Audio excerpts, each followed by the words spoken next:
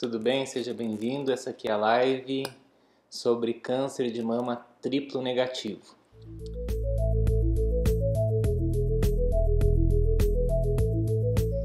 Meu nome é Douglas, eu sou médico mastologista, eu moro na cidade de Cascavel, no Paraná, e eu tenho esse canal onde eu tento divulgar informações científicas a respeito de câncer de mama, e não só câncer, mas também doenças da mama, de uma forma que seja mais tranquila de passar, de uma forma que se entenda melhor do que nossos termos científicos. Então, eu vou tentar trazer assuntos complexos e traduzir isso de uma maneira que a mulher que esteja passando por esse problema ou que tenha alguma dúvida a respeito disso, seja com ela, seja com o seu familiar, possa entender. Então, esse é o objetivo do canal. Eu sempre vou trazer assim assuntos gerais, certo? Até por impedimento de Conselho Federal de Medicina, eu não posso dar diagnósticos, nem posso passar tratamentos ou orientações individualizadas para cada caso. Então, se você tiver alguma dúvida, sempre tente colocar de uma forma mais ampla, para que eu possa responder isso e também que possa atender a dúvida de outras mulheres que talvez tenham a mesma dúvida que você. O tema de hoje é sobre câncer de mama triplo negativo. Eu vou tentar sempre usar aqui algumas ilustrações, algumas figuras, então para você entender melhor esses conceitos, vou mostrar desde como a gente vê a lâmina do microscópio, até como isso se funciona lá no nível dentro da célula. Então, eu acho que vai ser muito legal. Eu preparei com carinho essa live de hoje e espero que vocês gostem. Eu vou tentar, durante a live de hoje, talvez essa seja alguma das perguntas que você tenha, o que é câncer de mama, certo? Quais são os tipos de câncer de mama? Existe mais de um tipo e por que o triplo negativo é triplo negativo? Por que ele não é triplo positivo? Então, vou tentar explicar um pouquinho a respeito disso, certo? Quais são as principais características assim, clínicas desse câncer de mama triplo negativo? Como que é feito e quais são as dificuldades do diagnóstico? E para isso eu vou colocar aqui 3 casos de mulheres que eu atendi, as últimas 3 que eu atendi com câncer de mama triplo negativo, para vocês verem como que foi esse processo de diagnóstico, tá? Como que é feito o tratamento do câncer de mama triplo negativo, quais são os tipos de quimioterapia assim, que a gente utiliza quando tem esse diagnóstico, se todas as mulheres com câncer de mama triplo negativo precisam de retirar toda a mama ou precisam tirar as 2 mamas, por que se faz radioterapia nesses casos, como que é feito o acompanhamento e quais são assim as perspectivas futuras, quais são as novas drogas que estão surgindo para tornar disponível o tratamento do câncer de mama triplo negativo e como que a gente pode se prevenir desse tipo de câncer e também do câncer de mama no geral, certo? Eu acho que com isso a gente abrange várias dúvidas de vocês, e eu já estou vendo aqui que vocês também já colocaram algumas dúvidas. Então, vamos lá, certo? O que é o câncer de mama? Deixa eu dar um pause aqui. A mama, a estrutura interna dela, você pode ver aqui nessa figura, que ela é um ducto, certo? Onde tem basicamente 2 camadas de células. Então a gente tem aqui as células de dentro do canal de Leydig, que a gente chama de células luminais, as células mais de baixo, que a gente chama de células basais. O câncer surge quando acontece um acúmulo de mutações nas células da mama. Então você vê assim que essas células aqui são células normais e essas aqui, que estão em vermelho, exemplificando, elas sofreram um acúmulo de mutações que levou elas a terem 2 características principais, certo? Quais são essas características? Elas começam a se multiplicar, a se dividir de forma desordenada que rompe os mecanismos de controle que nós temos no nosso organismo, certo? E elas adquirem a capacidade de invadir os tecidos vizinhos, ultrapassar essa membrana aqui, que a gente chama de membrana basal, e também de ir para outros locais do corpo, e isso a gente chama de metástase. Então, um câncer, qualquer câncer, tem essas 2 propriedades. A propriedade de se multiplicar de maneira desordenada e ir para outros lugares. No caso aqui, essas células estão se multiplicando, certo? Inicialmente elas estão se multiplicando aí dentro do ducto, e isso a gente chama de carcinoma in situ. Então, in situ é quando as células elas não saíram do canal do Leite, que a gente chama de ducto, certo? Mas chega um momento que essa proliferação é tanta que elas começam a forçar e elas rompem essa camada aqui chamada membrana basal. E a partir daí a gente já considera esse câncer como um câncer invasor. Então, já começamos a diferenciar. Existe câncer in situ e câncer invasor. Esse câncer começa a crescer localmente, essas células começam a crescer, algumas crescem mais, outras menos. O primeiro lugar para onde elas se espalham é os linfonodos, aqui embaixo da axila, certo? Existe também uma tendência a maior crescimento, a maior comprometimento dos linfonodos, então essa é a história natural do câncer de mama. E com o tempo, o estágio 4, digamos assim, do câncer de mama é quando essas células começam a atingir o pulmão, o fígado, ossos e cérebro. Existe uma classificação também que a gente chama de classificação morfológica, ou seja, o patologista vê a aparência desse câncer. Nós temos o câncer chamado ductal, que são células parecidas com aquelas dos ductos, certo? Nós temos o câncer chamado lobular, que é 10% dos casos, e nós temos tipos especiais de câncer de mama, certo? Os cânceres triplo negativos, normalmente a gente classifica dentro dos carcinomas ductais da mama. Então a gente não diz que os cânceres de tipo especial, eles são triplo negativos, até porque tem cânceres especiais que são triplo negativos, mas o prognóstico, ou seja, as características clínicas e de evolução deles são totalmente diferentes desses cânceres triplo negativos ductais. Então quando a gente está falando hoje sobre câncer de mama triplo negativo, são os ductais. E quais são as características? Aqui uma foto, para vocês terem uma noção, a gente ampliou, né, o tumor em 400 vezes e está olhando no microscópio. A gente tem aqui, essas partezinhas aqui são os núcleos, e você vê que tem núcleos de várias formas. Essas células estão tão diferentes da célula original da mama, né, que cada célula parece de um jeito. E também dá para ver nessas setinhas que elas estão se multiplicando muito rápido. A célula de mama leva muito tempo para se multiplicar. E no câncer de mama, principalmente no câncer de mama triplo negativo, essa multiplicação ela é mais intensa dentre as células daquele tumor e também mais rápida. Então são essas características, uma célula muito diferente da célula original e que se tende a se multiplicar muito rapidamente.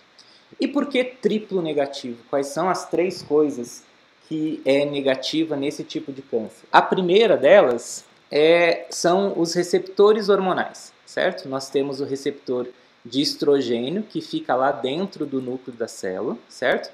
Então, quando uma molécula de estrogênio, que é o hormônio feminino, ela se liga aqui nesse receptor, o receptor estimula o DNA a começar a se multiplicar. Então, esse é o receptor de estrogênio.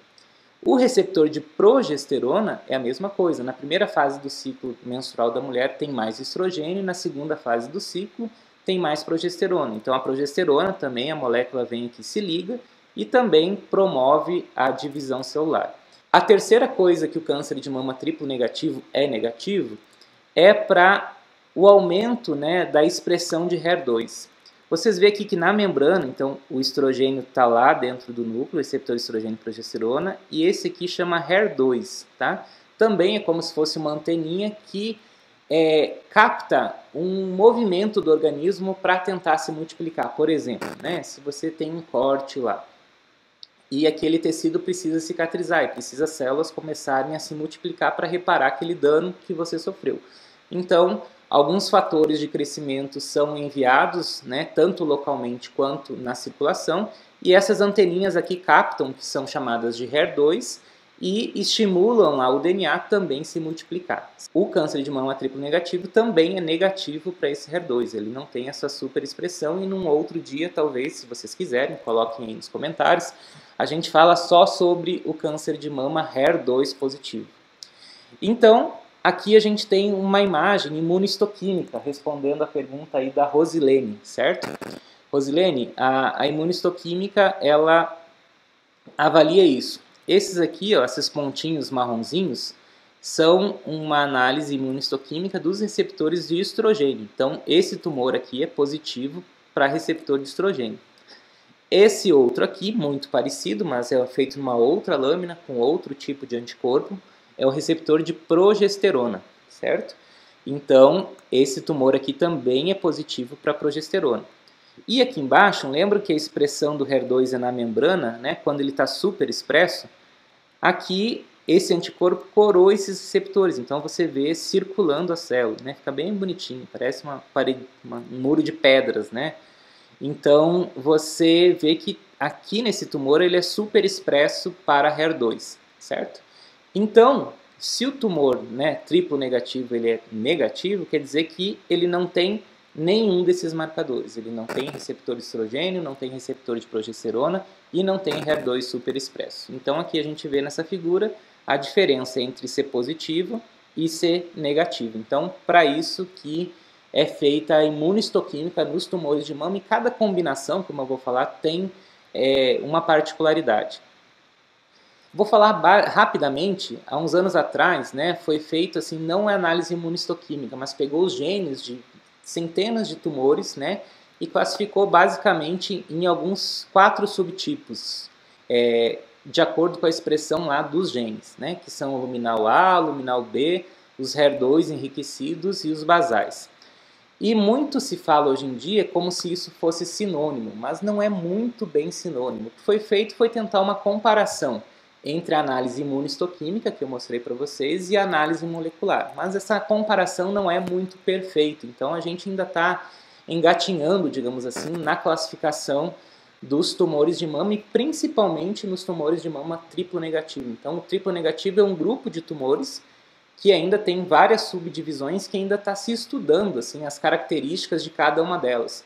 Por isso que, de repente, algumas mulheres evoluem muito bem, talvez esse seja um tipo de triplo negativo, né, menos agressivo, e tem outras que também eram triplo negativos e têm um comportamento agressivo muito rápido.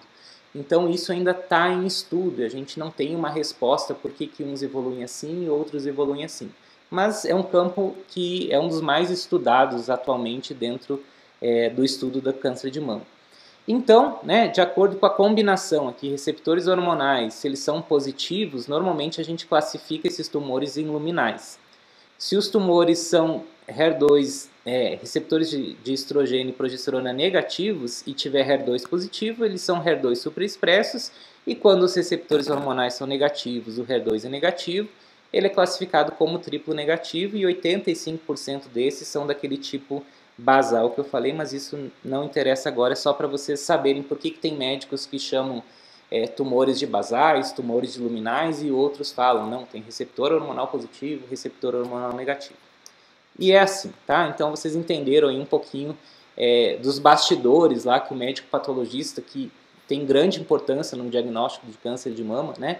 Ele faz para dar o laudo para o médico. Então, se alguma coisa que você perguntou, Rosilene, está indeterminada, essa análise foi prejudicada, é porque o médico patologista não teve todos os dados ou esse tumor não estava em condições suficientes de ser analisado. Então, aconteceu algum problema.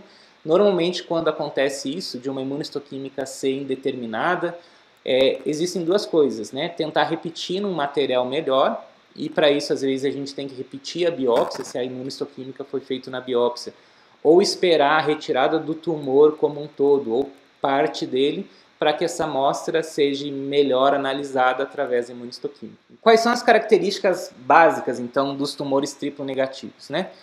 Eles correspondem a 15% dos cânceres de mama, então não é ainda bem a maioria dos cânceres de mama, a maioria são hormonais positivos.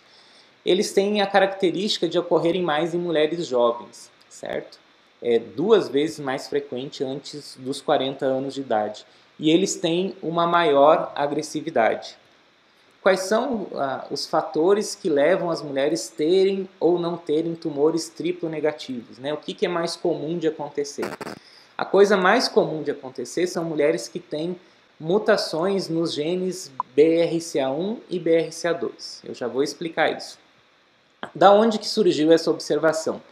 Se a gente pegar todas as mulheres com câncer de mama geral, independente se for triplo negativos, hormonais positivos ou HER2 positivos, num pool geral, 6% das mulheres com câncer de mama tem um fator hereditário relacionado ao BRCA, certo?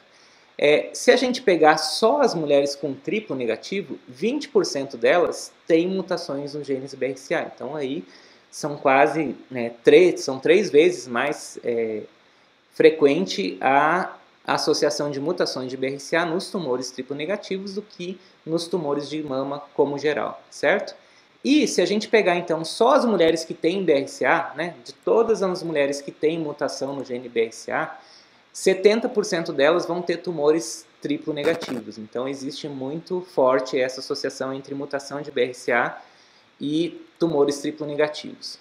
Também a gente poderia fazer uma live só sobre síndromes genéticas relacionadas a câncer de mama, e entre elas tem as mutações de BRCA1 e BRCA2, mas eu vou tentar explicar aqui bem rapidamente, certo? Então, o gene BRCA1, ele está lá no cromossoma número 17, o cromossoma 13 tem o BRCA2, e eles são genes que reparam o nosso DNA. Toda mulher que tem câncer de mama triplo negativo, com uma idade abaixo dos 60 anos, ela deve fazer o teste genético para a mutação de BRCA1 e BRCA2. Isso é disponível aqui no Brasil, os convênios nesse contexto eles já autorizam, infelizmente ainda isso não é uma realidade muito forte ainda no Sistema Único de Saúde, mas converse com o seu médico a respeito se você tem indicação ou não também de fazer o teste para a mutação no BRCA1 e BRCA2. Outros fatores de risco para câncer de mama triplo negativo, são pacientes negras, certo? E também pacientes na pré-menopausa, como eu já falei, as mais jovens, abaixo dos 50 anos. E outras pacientes também, elas têm como um fator de risco a obesidade. A obesidade é um fator de risco geral para câncer de mama, principalmente quando na mulher na pós-menopausa, mas especificamente na pré-menopausa, a obesidade é um fator de risco para câncer de mama triplo negativo. Para dizer como que é feito o diagnóstico, eu vou contar a história aqui de 3 pacientes que consultaram comigo. Então a Margarida, ela veio consultar comigo, ela tem 42 anos, certo? E ela sentiu um nódulo palpável e doloroso na mama esquerda há menos de um ano, com um crescimento progressivo. Então era um nódulo que ela sentiu e esse nódulo vinha crescendo. O interessante é que no histórico familiar dela, ela tinha a avó paterna com câncer de mama, certo? E uma tia paterna com câncer de mama. Os exames de mamografia e ultrassom dela do ano anterior, e isso não fazia nem um ano ainda, fazia mais ou menos uns 8, 9 meses, estavam normais e descritos como sem alterações. E quando ela consultou comigo, que é uma representação, ela tinha nessa parte que a gente chama de quadrante ínfero-lateral da mama esquerda, um nódulo endurecido, doloroso, medindo 4 centímetros. Foi feito então exames de imagem, e aqui vocês podem ver um exame de imagem chamado ressonância magnética. A gente pode notar aqui que na mama esquerda da Margarida ela tem uma tumoração aqui, certo? Essa tumoração ela está até repuxando um pouco a pele, causando aqui uma retração na pele da Margarida, certo? E esse nódulo, como eu já falei anteriormente, ele era palpável. Aqui é o resultado da biópsia dela, tá? Então, carcinoma ductal, vocês já sabem o que é carcinoma ductal, já dei a aula de patologia. Infiltrante, vocês também já sabem o que é um câncer infiltrante. Grau 3, ou seja, daqueles núcleos feios, se multiplicando muito rápido, muito diferente da célula da mama original, certo? A imunohistoquímica, vocês também já sabem o que é imunohistoquímica, revelou negatividade para receptores de estrogênio e progesterona e HER2 negativo. E esse índice de proliferação é a quantidade de células que estão se multiplicando. É um marcador que a gente chama lá de KM67, que não vem o caso. E também, no decorrer da investigação da Margarida, a gente pediu um exame de BRCA para ela e veio uma mutação de BRCA1 positiva, uma mutação deletéria, tá? Ou seja, estava mutado, as proteínas BRCA1 não estavam funcionando no DNA da Margarida. A segunda paciente que eu atendi esse ano foi a Jasmine, tá? Olha aí uma flor de jasmim, Ela tem 41 anos, então vejam a idade muito próxima da Margarida, certo? O nódulo dela ela veio também por causa de um nódulo palpável e doloroso na mama esquerda, só que ela percebeu esse nódulo fazia poucas semanas, não fazia assim alguns meses que nem vinha a Margarida. No histórico familiar da Jasmine, o histórico familiar foi negativo para câncer de mama. Não tinha ninguém na família com câncer de mama. O exame de mamografia e ultrassom do ano anterior também não tinha nada, certo? E o nódulo dela era um pouco menor, mas por coincidência no mesmo localzinho, ali no quadrante ínfero-lateral da mama esquerda. Também foi feita uma biópsia, certo? Daí deu lá carcinoma de tipo não especial, ou seja, um carcinoma ductal, certo? Grau 2, um pouquinho menos feio do que aquele que a gente viu lá na foto. Agora vem a magnólia, né? Olha só a magnólia, também uma florzinha branca, tá, magnólia? Se você está assistindo aí, você sabe que é você. A magnólia tem 33 anos. Ela veio para consulta sem sentir nada, diferente das outras que sentiam um nódulo que surgiu fazia pouco tempo. A magnólia veio constar para avaliação de risco familiar, certo? Então, olha só o histórico familiar da magnólia. A avó materna dela, a mãe dela, 2 tias maternas, 2 irmãs da mãe dela, e 2 primas, filhas dessas tias, tiveram câncer de mama abaixo dos 40 anos. Então, esse histórico familiar assim muito sugestivo de que essa família, aquela mutação naqueles genes, está passando de mãe para filha. E aquela mutação, uma pausa, pode ser do lado paterno também, tá? Do mesmo modo. Então, não é só porque, não, o câncer foi no lado do pai, não tem problema, porque é homem, não tem. Pode vir a mutação dos dois lados. A mamografia da magnólia e a ressonância, que ela já tinha feito uma avaliação anterior, já foi feita até ressonância, estavam normais em 2016. Eu atendi a magnólia o ano passado, meados do meio do ano passado. Então, num período aí de 2 anos, né, foi que apareceu isso aqui, na mamografia da magnólia. Ela tem ali bem escondidinha, ela tem a mama densa. A mama densa é essa mama cheia de glândulas, certo? E tem aquela areazinha ali bem discreta, mas que chama atenção e que não tem do outro lado, certo? Que foi dado como um BIRAD 0. Se você quiser saber o que é um BIRAD 0, vai lá no meu vídeo sobre BIRADs. Ou seja, uma mamografia inconclusiva devido a esse achado. Foi pedido um ultrassom, um nódulo suspeito de câncer de mama. E na ressonância mostrou que só tinha aqueles nódulos, aquele nódulo mesmo na mama direita, certo? A gente normalmente pede a ressonância nesses casos porque a mama dela é densa, de difícil visualização na mamografia, ela tem um alto risco de desenvolver câncer de mama, tem um risco do outro lado também, então foi esse o objetivo da ressonância na magnólia e eu vou falar um pouquinho sobre ressonância nesses casos. Então foi feita a biópsia por agulha na magnólia, que veio carcinoma ductal infiltrante, grau 3, também bem diferente da célula normal, certo? Também triplo negativo e chegou depois a mutação dela, veio mutação deletéria no gene BRCA1. Então, com esses 3 casos, a gente pode ver que elas têm algo em comum, certo? Que é o quê? São pacientes jovens que não estavam na idade de rastreamento, 2 estavam, né, na idade de rastreamento habitual, mas que os exames não mostraram nada. A magnólia, que foi a última, ela já tinha um alto risco familiar e por isso ela já vinha fazendo exames, certo? E a gente vê que esses nódulos, tanto das 2 primeiras pacientes, eles tiveram um crescimento rápido que foi antes da próxima mamografia, certo? Então essa é uma característica também dos tumores triplo negativos, eles são cânceres de intervalo. Isso quer dizer que não precisa fazer mamografia, porque não adianta? Não, porque lembra que tem os 85% de câncer lá, os que são hormonais positivos, que eles têm um crescimento lento e faz diferença você fazer a mamografia nesses casos. Mas no triplo negativo, infelizmente não faz, eles são descobertos geralmente no exame físico. Então, como que é feito o tratamento do câncer de mama, certo? Existem 4 passos básicos no tratamento do câncer de mama. O primeiro passo é a cirurgia. O segundo é a quimioterapia, o terceiro a radioterapia e o quarto é a hormonioterapia. A cirurgia, qual que é o objetivo da cirurgia? É a retirada do tumor e do máximo de células tumorais possíveis daquele local. Isso para qualquer tipo de câncer, mas na mama envolve a retirada do tumor da mama e a avaliação se existe ou não tumor na axila. A quimioterapia serve para... Lembra que eu falei que uma característica do câncer de mama era se espalhar por outras partes do corpo? Se alguma célula já saiu daquele local da mama, a paciente tem um risco, seja pelo tamanho do tumor, seja porque os linfonodos estão comprometidos, seja porque é um tumor muito agressivo, como é o triplo negativo, a quimioterapia percorre o corpo todo e vai destruindo essas células que estão em multiplicação. Então esse é o objetivo da quimioterapia.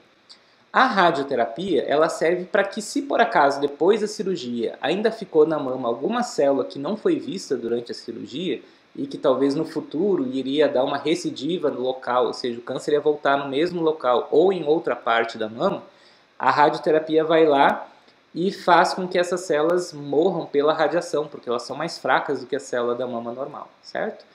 E a hormonioterapia, em cânceres que têm receptores hormonais de estrogênio e progesterona, essa hormonioterapia bloqueia seja o receptor ou seja a produção de hormônio, fazendo com que essa célula não entre em divisão estimulada pelo hormônio.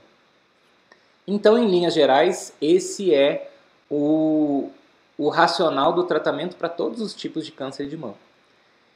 No câncer triplo negativo, ele é negativo para estrogênio e progesterona, para receptores. Então não tem sentido a gente dar uma hormonioterapia para um câncer que não vai responder essa medicação.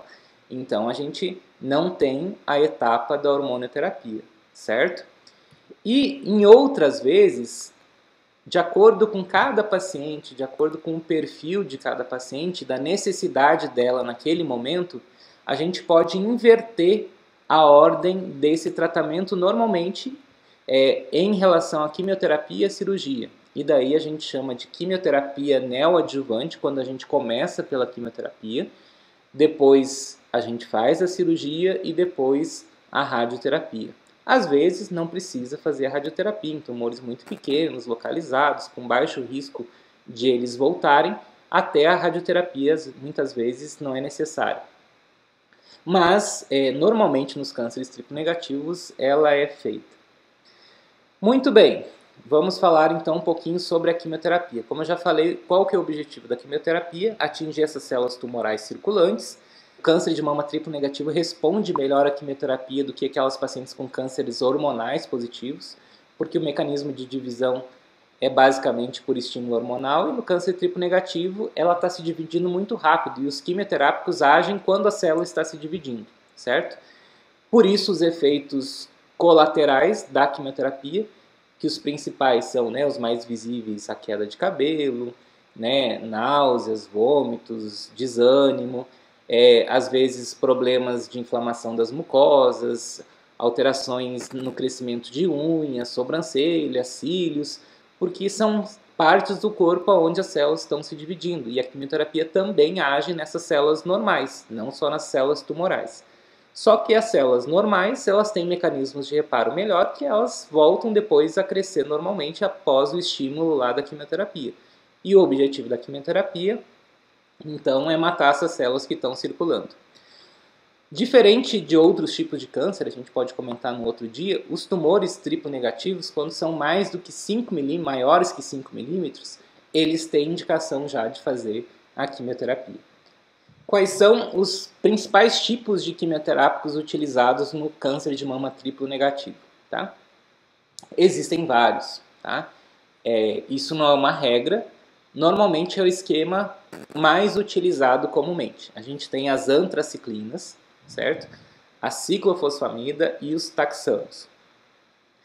As antraciclinas, eu até coloquei aqui em vermelho, é a famosa quimioterapia vermelha, que normalmente ela é utilizada no primeiro ciclo, em alguns serviços. E a gente tem esse esquema que chama esquema AC mais T. Começa com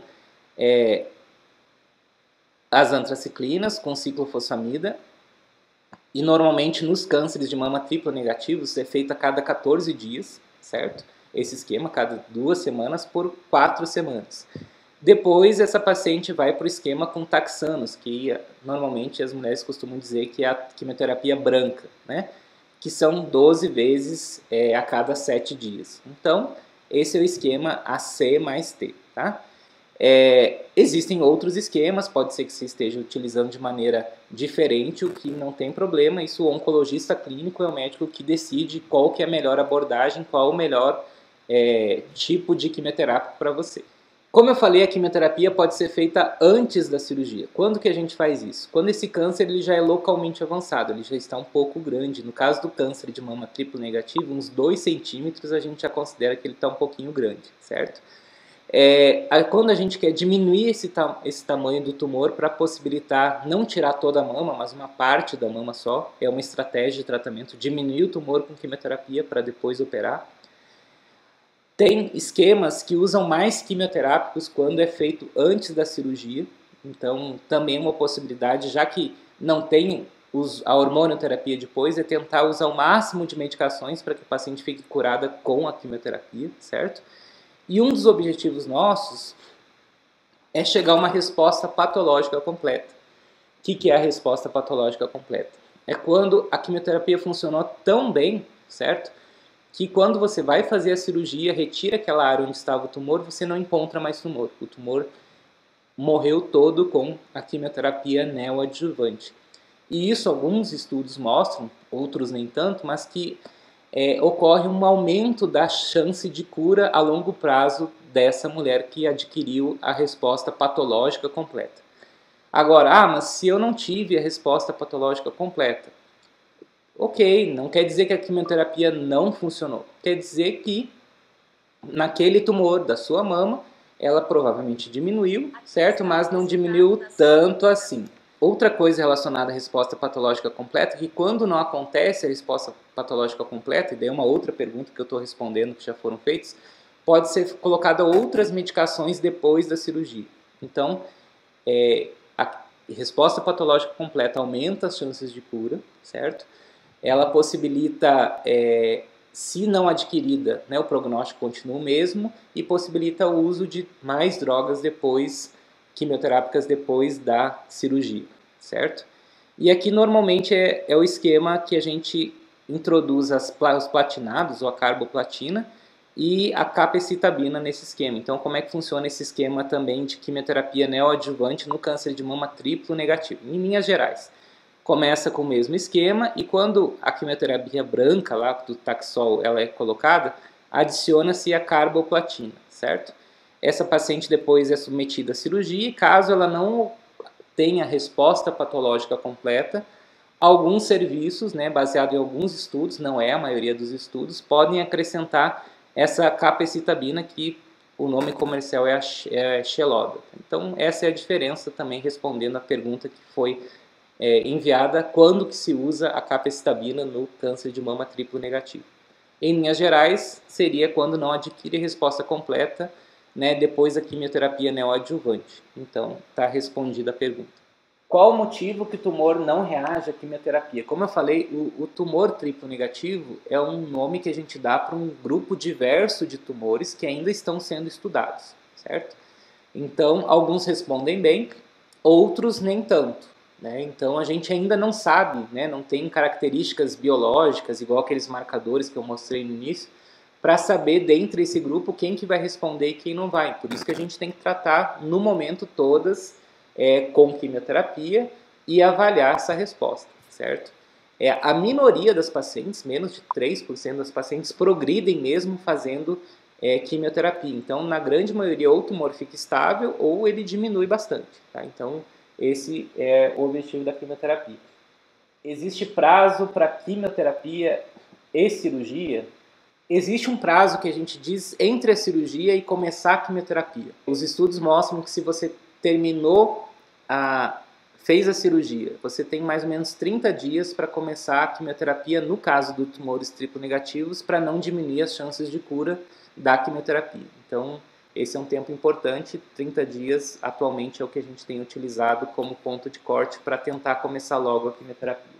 Todas as mulheres precisam de mastectomia, né? Ou que tipo de cirurgia é feita no carcinoma triplo negativo? Existem basicamente 3 cirurgias que podem ser feitas na mama, tá? Existe para você entender, existe a cirurgia da mama e existe a cirurgia da axila, tá? Então, a cirurgia da mama, ela pode ser feita a cirurgia conservadora, que é retirada do tumor com margens de segurança.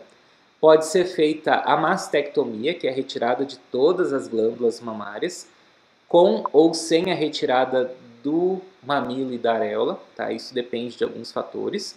E a mastectomia bilateral, quando que ela é feita? Principalmente se o câncer está nos dois lados, o que às vezes acontece, infelizmente, ou, por exemplo, no caso da Magnólia, que eu falei, né, onde ela tinha o câncer de mama na mama direita e tinha a mutação de BRCA. Então, ela já estava numa idade que poderia ser feita a mastectomia profilática, digamos assim, então a gente aproveitou e fez a mastectomia na mama com câncer e a retirada das glândulas na mama sem o câncer. Então, são possibilidades que podem ser feitas e avaliadas caso por caso, não é regra geral. Na axila, normalmente a gente faz a cirurgia chamada biópsia de linfonodo sentinela, se essa axila no exame que a gente faz parece não estar com câncer, ou caso a axila já esteja muito comprometida pelo câncer, se faz a cirurgia chamada de esvaziamento axilar. Para exemplificar, a cirurgia conservadora é retirada do tumor com margens de segurança, certo? E depois sempre complementando com radioterapia quando a gente não tira toda a mama. A mastectomia é retirada de toda a glândula mamária. A gente pode ou não retirar o mamilo, isso se o tumor estiver aqui muito perto, não tem jeito, o mamilo tem que sair. Agora, se o tumor está ali mais que 2 centímetros, muitas vezes aqui da areola e do mamilo, ou se não tem outros tumores espalhados por dentro dos canais de leite, né, a gente pode preservar o mamilo nesses casos. Tá? Mas isso também o cirurgião mastologista ou cirurgião oncológico que vai te orientar melhor a respeito de fazer isso. E a biópsia de linfonodo sentinela, a gente, em vez de tirar todas as ínguas aqui, que vocês estão vendo esses pontinhos verdes, a gente só tira uma ou duas principais, que são por onde normalmente o câncer passa, por isso que o nome diz sentinela, é a primeira íngua que vai para a axila. E isso pode ser feito com um corante azul ou pode ser feito com um líquido radioativo que a gente detecta com esse aparelho. Caso, né, no início a gente já veja que existe um comprometimento muito grande desses linfonodos, já antes de fazer o tratamento, a opção é retirar todos os linfonodos, infelizmente, tá? E isso dá alguns problemas, como dor crônica, inchaço do braço, então a gente sempre tenta evitar de fazer o esvaziamento axilar. Mas, quando é preciso, é melhor do que deixar câncer ali nos linfonodos, certo? Então, são esses os tipos de cirurgia, tá? Que quem decide isso é o seu médico. Uma outra opção, né, a vantagem da quimioterapia antes da cirurgia, era um tumor que era grande, que inicialmente ia ter que tirar a mama toda. A gente faz a quimioterapia, tem resposta completa ou resposta quase completa, esse tumor fica muito pequenininho, a gente consegue tirar só esse tumor residual com margens de segurança, que essa cirurgia é muito segura, então não tem problema nenhum. A radioterapia, ela é uma radiação, né, que é parte aqui do aparelho, atravessa aqui a mama, certo? É claro que o médico não vai estar lá nessa hora, mas é nesse aparelho aqui, certo? Normalmente ela é feita em 35 sessões, mas isso também é o radioterapeuta, que é um outro médico muito importante envolvido no tratamento do câncer de mama, é ele que vai decidir. Quando na biópsia, após a cirurgia, o resultado de margens livres significa que não tem mais células ou pode voltar a ter. Margens livres, Rosilene, é quando a gente tira o tumor. Eu sempre dou o exemplo para minhas pacientes de um ovo cozido. Acho que o ovo cozido todo mundo conhece, certo? Imagina um ovo cozido que você corta ao meio, certo? Você abre o ovo cozido, você tem a gema, que é amarelinha, e a clara branquinha. Imagina que a gema é o tumor, certo? A gente diz que tem que ter 1 milímetro, pelo menos, de claro em volta do tumor, ou seja, de mama normal, para a gente dizer que as margens são livres, tá? Quanto maior essa margem, menor o risco de ter ficado pequenas células para trás, né? Mas se chegou, através de vários estudos e várias discussões no meio médico, que 1 milímetro é o limite de segurança, menor que isso. E aquelas fotos que eu mostrei, lembram que era 400 vezes, então 1 milímetro é bastante coisa, dentro daquela lâmina, digamos assim. Mas, assim, esse é o limite adequado. É claro que quanto maior a margem, melhor é, mas quanto maior a margem, maior a deformidade. Então, a gente tem que ter esse balanço, certo? Não quer dizer que não vai voltar o câncer, certo?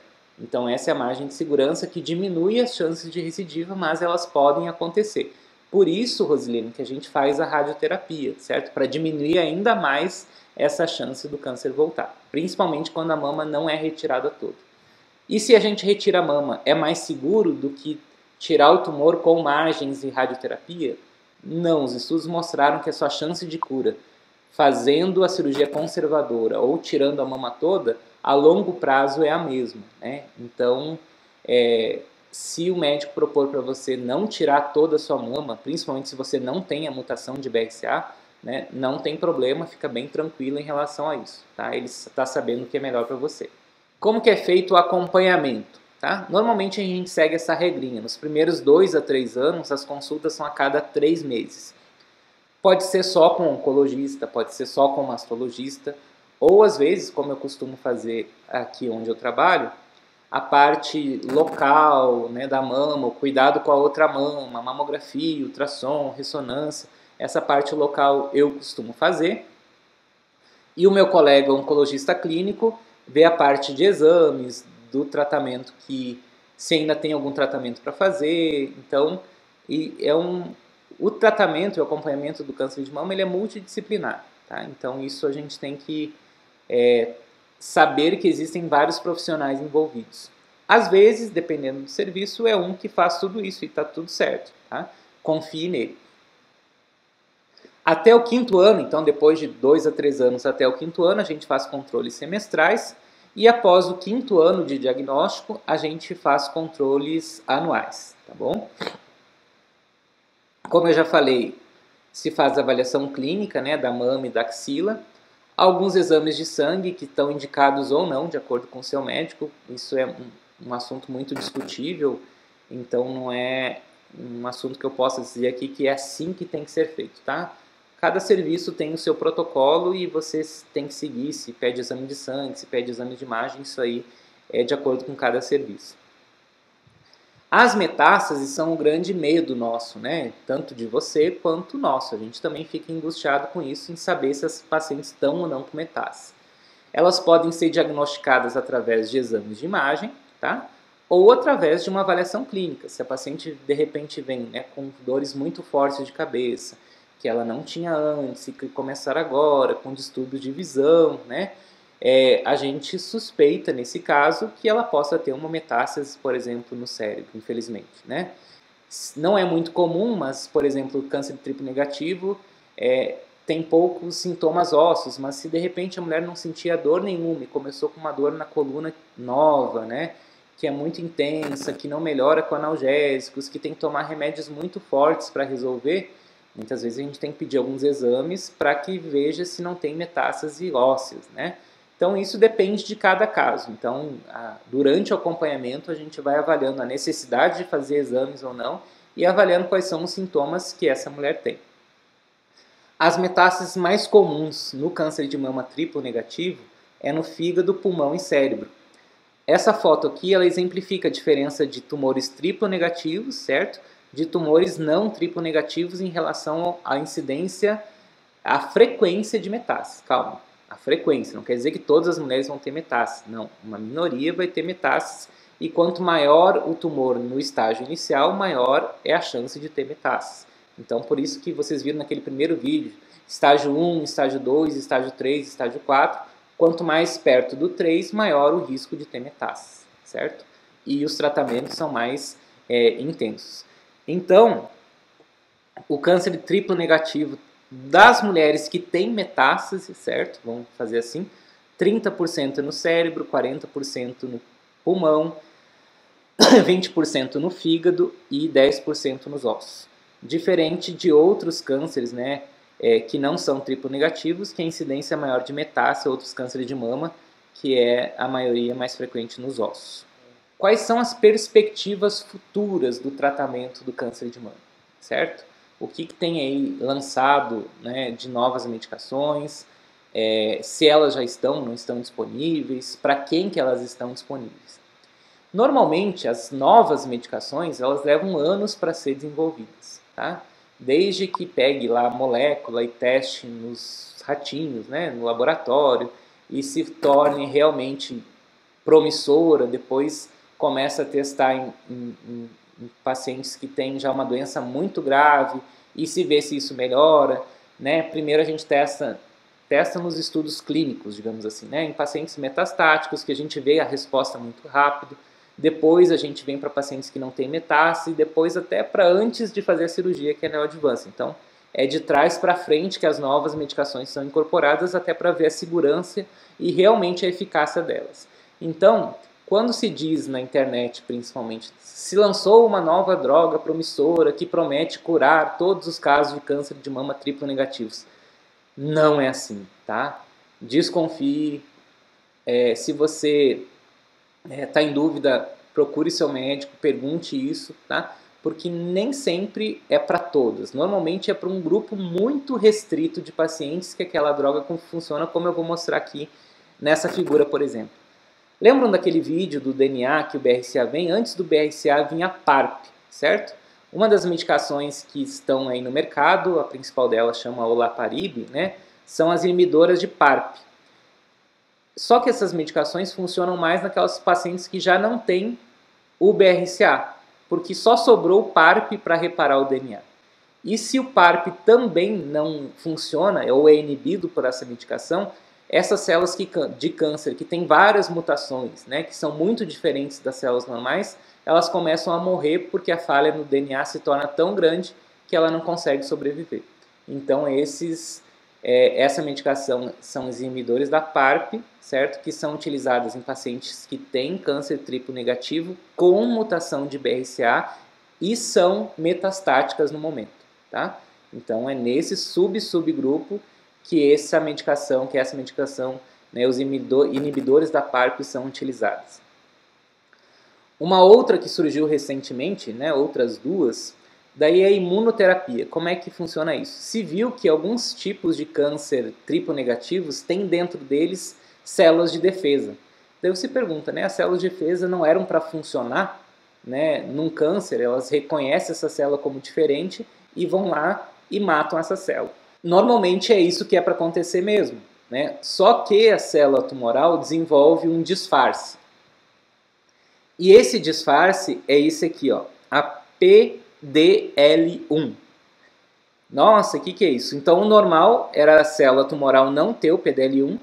Essa aqui é a célula de defesa, ela reconhece através, né, de reação antígeno-anticorpo, né, de receptor, que essa célula não é normal, ela manda aqui substâncias que destroem a célula tumoral.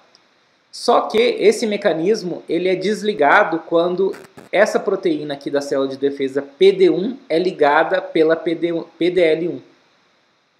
Então, se eu tenho uma medicação que inibe essa ligação entre PDL1 e PD1, e essa vermelhinha se chama pembrolizumab, olha que nome bonito, né?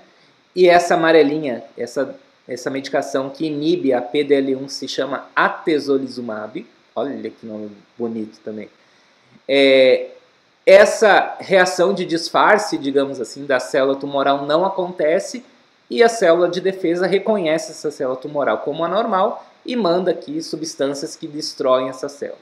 É para mulheres com câncer de mama triplo negativos que já fizeram quimioterapia, que a quimioterapia não funcionou, que talvez fizeram uma outra linha de quimioterapia que também não funcionou, que tem, não é todas as células tumorais que têm esse PDL1, certo?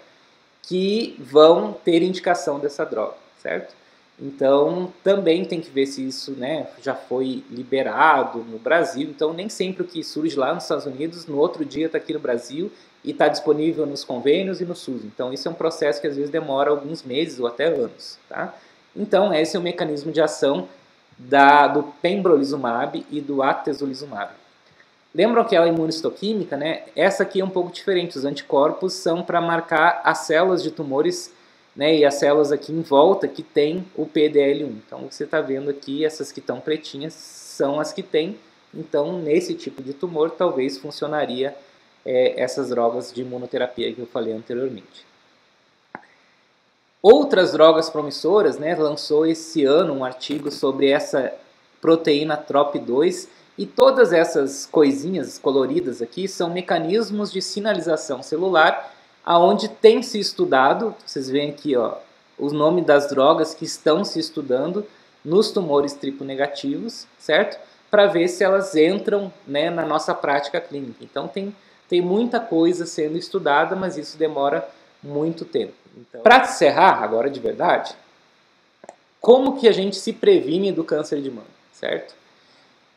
Vocês viram que tem fatores que não tem como a gente mudar, certo? A nossa genética. Até por ali, porque de acordo com o nosso estilo de vida, muitas vezes, mesmo células alteradas, digamos assim, elas podem sofrer mecanismos que silenciam essas mutações. Tá? Uma coisa muito complexa de explicar rapidamente, mas assim, todas as mulheres, certo? Sejam aquelas que querem se prevenir para não ter câncer de mama, ou aquelas que já têm um câncer de mama, né?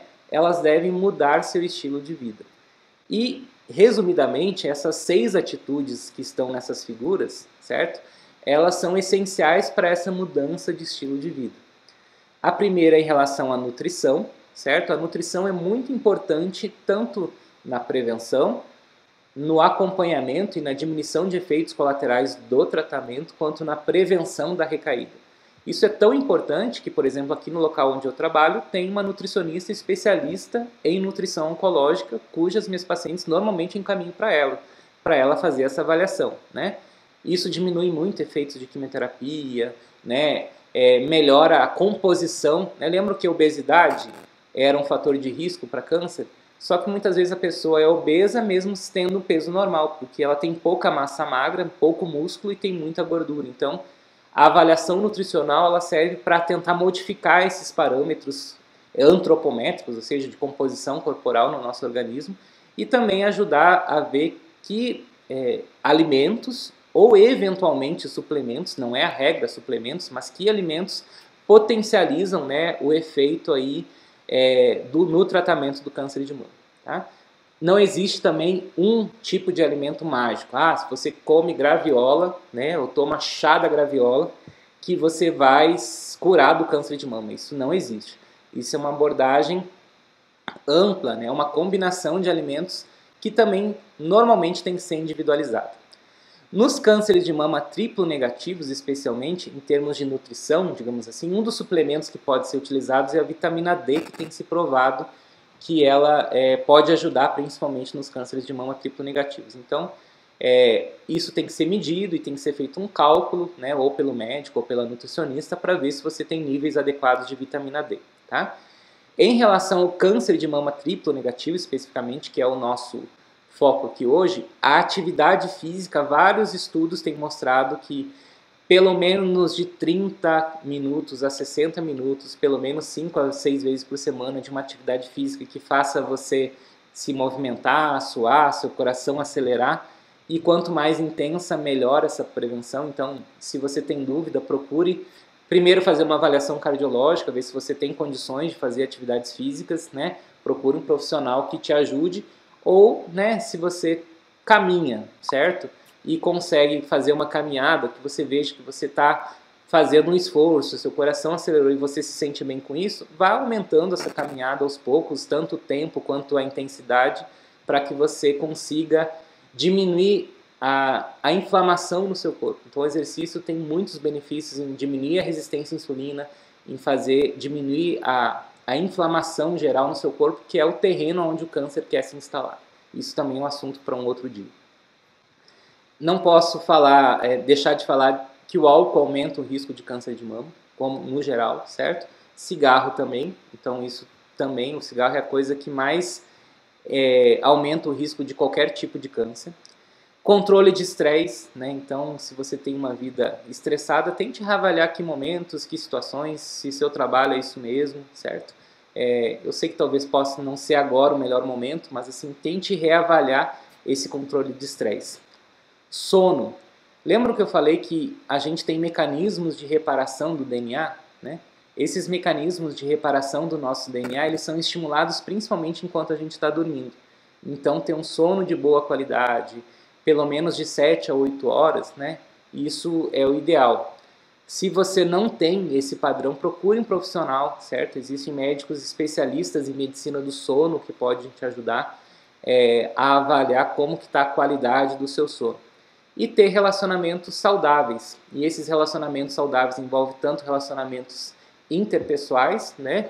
como também a espiritualidade das mulheres, né? Então, essas 6 coisas, né, elas juntas, elas fazem com que você diminua muito as chances, não só de câncer, mas também como outras muitas doenças. Então, se a gente pudesse focar em alguma coisa, né, o tratamento, a cirurgia talvez não esteja dentro do seu controle, mas como se prevenir, né, isso está dentro do seu controle. Então, isso é essencial nesse tratamento e nessa prevenção do câncer de mama. Podemos tomar chá, os indicados para câncer. Tá? Nessa pesquisa que eu fiz para a aula de hoje, um estudo lá da China, né, lá se toma muito chá, né? Ele identificou que o chá verde, certo? É um bom tipo de chá para você tomar para prevenção, principalmente de câncer triplo negativo, tá? Mas não é tomar chá verde toda hora, todo dia. Esses são momentos ali que você está afim de tomar uma bebida, né? Ou um café, um suco. Se você pode escolher, escolha o chá. Mas isso não quer dizer que se você tomar chá o dia inteiro, você vai ser curada do câncer de mama. Então a gente tem que ter esse equilíbrio, certo? Por que ocorre metástase mesmo tomando todos os cuidados? Porque a gente ainda não tem o entendimento ainda total, né, da biologia do câncer de mama, certo? O conhecimento que a gente tem hoje, ele é muito melhor do que 20 anos atrás. E eu espero que daqui a 20 anos a gente tenha novos mecanismos, novas drogas, novos métodos de diagnóstico que auxiliem na cura de todas as mulheres. Então, a ciência tem evoluído. Mas como eu falei, assim, muitas vezes a gente não faz bem a nossa parte e fica nas mãos da cirurgia, da quimioterapia, toda a responsabilidade sobre o prognóstico e esse tratamento. Então, essa aliança entre, né, mudanças de estilo de vida e o tratamento médico é o que é mais eficaz no momento para a prevenção das metástases. Mas, infelizmente, a gente ainda não tem o controle total, né, sobre elas. Eu agradeço sinceramente muito a participação de vocês, tá? Essa foi a primeira live que eu fiz assim, nesse estilo, né? E se você gostou, deixa aí nos comentários se você gostou ou não, se eu posso fazer outras vezes. A minha intenção futura é talvez fazer toda semana, mas eu vou sempre comunicar a vocês através dos canais que eu tenho. Me siga lá no Instagram, no Facebook, assine aqui o canal do YouTube, certo? Quando você se inscreveu para essa live, também eu tento mandar e-mails para você, para não deixar de maneira nenhuma que você perca essas informações, tá? Então, foi esse o meu objetivo quando eu peguei os e-mails de vocês, é tentar ser o mais próximo possível de vocês, para que vocês recebam essas informações, e quem mandou e-mail vai sempre receber em primeira mão, certo? Obrigado pela participação de vocês, eu espero encontrar vocês aqui numa próxima live, e a gente se vê, tá bom? Um abraço, tchau!